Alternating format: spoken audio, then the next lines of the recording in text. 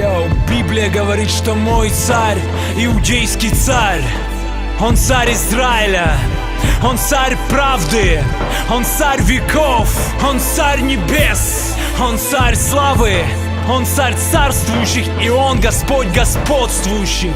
Это мой царь, знаешь ли ты его? Мой царь, суверенный царь. Никакими мерками не измерить его безграничную любовь.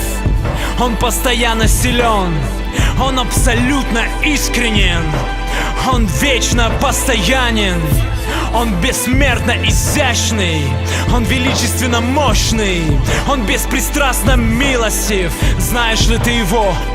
Он величайший феномен, который был явлен в этом мире.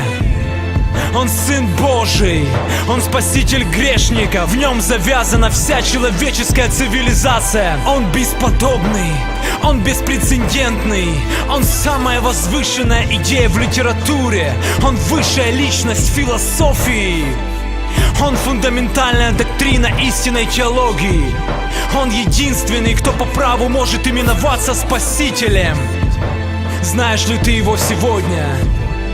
Он дает силу слабым, Он доступен для искушаемых и испытуемых. Он проявляет симпатию и спасает, Он укрепляет и поддерживает, Он охраняет и Он руководит.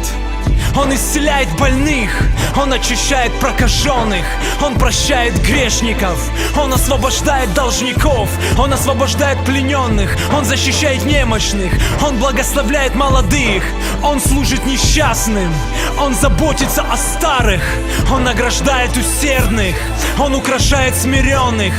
Знаешь ли ты Его?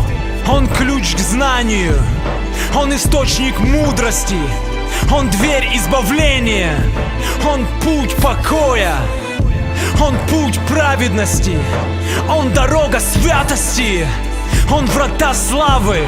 Знаешь ли ты Его?